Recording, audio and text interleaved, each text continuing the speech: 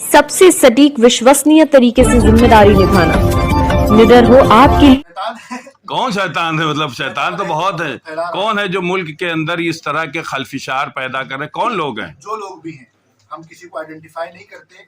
तो कानपुर शहर के अंदर एक विधायक ने जो इस तरह की बात कही है, उसको किस निगाह से आप भी कानून का सहारा लेंगे क्या? बिल्कुल लेंगे, जब जरूरत पड़ेगी तो लेंगे। क्यों नहीं? मतलब जरूरत तो है, अब इससे ज्यादा कोई जरूरत।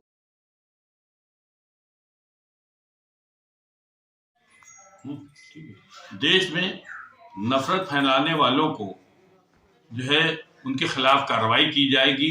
और ये देश के दुश्मन हैं, ये देश के दोस्त नहीं, ये दुश्मन हैं जो आपस में लड़ा रहे हैं, आपस में खलफिशार पैदा कर रहे हैं, लोगों में नफरतों की भावनाएं पैदा कर रहे हैं। ये जो है ये देश के दुश्मन है।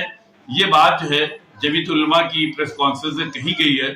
एक सवाल के जवाब में उन्होंने ये भी कहा कि कानपुर शहर में जो भाजपा विधायक राहुल बच्चा सोनकर ने जो बयान दिया है वो उसकी हम लोग कड़ी निंदा करते हैं, बहुत ज्यादा निंदा करते हैं। और जमीयत उलमा अगर जरूरत पड़ी तो इसके खिलाफ जो है कानूनी का सहारा लेगा, कानूनी कार्रवाई करेगी और ऐसे लोगों की मजम्मत करते हैं। आज यहाँ पर एक प्रेस कॉन्फ्रेंस हुई जिसमें रजबी ग्राउंड में एक बहुत शानदार यहाँ पर जो है वो कॉन्फ्रेंस का आयोजन किया जा रहा है, जिसमें तमाम मुद्दों पर चर्चा होगी। उसमें इस पे भी चर्चा होगी, उसमें पति पत्नी विवाद हैं और तमाम चीजें हैं, उन पर चर्चा होगी, काफी होगी। और किस तरह से ये कह रहे हैं जमीयत उलमा के आपने रखी, इसका मकसद क्या है?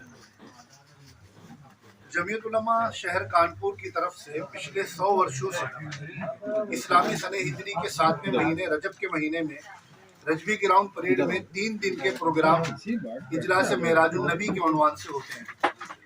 क्योंकि ये प्रोग्राम रजब के महीने में होते हैं, इसीलिए परेड ग्राउंड को रजबी ग्राउंड भी कहा जाता है। जैसा कि हमें मालूम है कि रजब के महीने में इस्लाम के आखिरी पैगंबर हजरत मोहम्मद सल्लल्लाहु अलैहि वसल्लम को मेराज नसीब हुई थी। अल्लाह ताला ने अपने पास बुलाया था, जन्नत दिखाई, जहन्नम दिखाई और बहुत सारे वो पैगाम, वो मैसेज जो इंसानों की भलाई के थे वो उनको दिया। उसकी याद में ये प्रोग्राम होते हैं।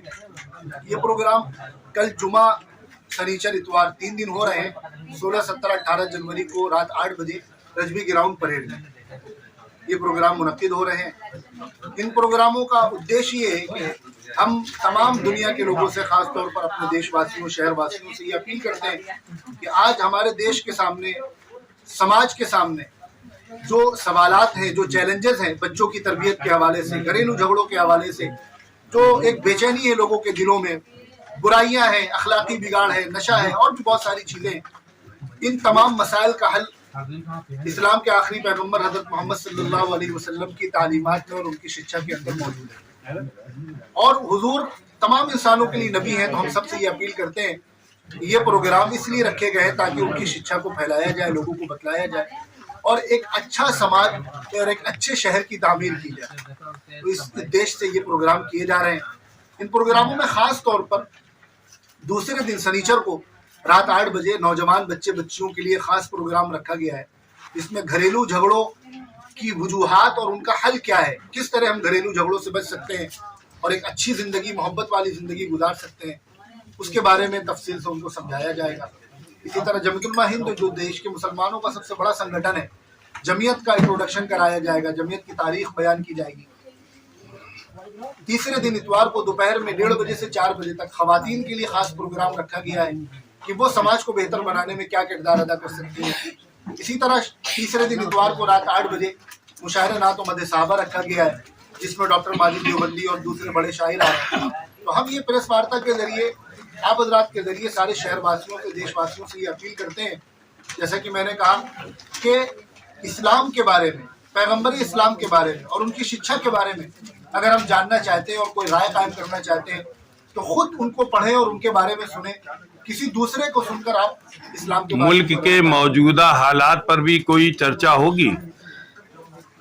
जाहिर है जो अभी तक जो हम बात कर रहे हैं मौजूदा हालात पर ही बात कर रहे हैं। नहीं, ये तो वो नहीं, ये जो मौजूदा हालात इस वक्त चल रहे हैं, ये आपने सामाजिक बातें कही हैं, शादी ब्याह है, रिश्ते नाते हैं, ये सब जो है, लेकिन ये जो मौजूदा हालात चल रहे हैं, जो बहुत खतरनाक मोड़ पर हालात है, उस पर भी कोई चर्चा होगी? इस वक्त का जो सबसे बड़ा चैलेंज हमारे देश के सामने है वो गलत फहमी, बदगुमानी और उसकी बुनियाद पर होने वाली नफरत है।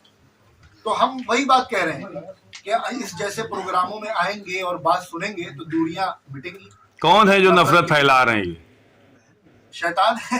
कौन शैतान है? मतलब शैतान तो बहुत है। कौन है जो मुल्क के अंदर इस तरह के खलफिशार पैदा कर रहे हैं? कौन लोग हैं? जो लोग भी हैं, हम किसी को आइडेंटिफाई नहीं करते। जो लोग भी नफरत फैला रहे हैं, देश को बांटने की बात कर रहे हैं, वो उसके जिम्मेदार हैं।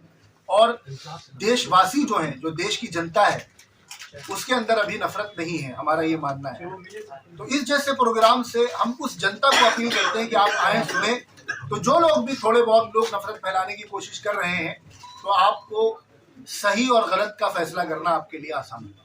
ये जो कानपुर शहर के अंदर एक विधायक ने जो इस तरह की बात कही है, उसको किस निगाह से आप देखते हैं? हमें ये लगता है कि इसकी मजम्मत होनी चाहिए। ये दुनिया में इतने बहुत सारे देशों में हमारा भारत ही देश ऐसा है कि जहाँ इतने बहुत सारे धर्म, इतनी बहुत सारी जुबान, इतने बहुत सारे कल्चर के लोग सदियों से, हजारों सालों से साथ रहते चले आ रहे हैं। और यही हमारे देश की सबसे बड़ी ताकत है, और यही ताकत है जिससे देश विश्व गुरु बन सकता है। तो जो लोग भी इस तरह की बात करके समाज को तोड़ने की कोशिश करते हैं, लोगों में गैप पैदा करने की कोशिश करते हैं, तो वो किसी एक कम्युनिटी के साथ दुश्मनी नहीं कर रहे हैं, वो देश के साथ दुश्मनी कर रहे हैं, समाज के साथ दुश्मनी कर रहे हैं। इस तरह की बातें देश को कमजोर करने वाली होती हैं। तो तमाम इंसाफ पसंद लोगों को जो अपने देश से मोहब्बत करते हैं, उन्हें इस तरह की बातों की मजम्मत। क्या आपकी तंजीम इसके लिए कुछ करेगी? हम वही कर रहे हैं। ये तो फिर वही बात आ जाती, जो मौजूदा हालात है, ये जो इस चल रहा है, जो कह रहे हैं इस तरह, उनके खिलाफ कोई एहतजाज रिकॉर्ड कराएंगे या कुछ इस तरह का करेंगे? देखिए, सबसे बड़ी चीज यही है कि जो देश के लोग हैं, अगर आपने उनको समझा लिया तो आपको फिर किसी चीज की जरूरत नहीं है। बाकी अदालतें मौजूद हैं, कानून मौजूद है, एजेंसियां मौजूद हैं, उनकी जिम्मेदारी है कि वो अपना काम करें। आप भी कानून का सहारा लेंगे क्या? बिल्कुल लेंगे, जब जरूरत पड़ेगी तो लेंगे। क्यों नहीं? मतलब जरूरत तो है, अब इससे ज्यादा कोई जरूरत बाकी रहेगी? जितना सब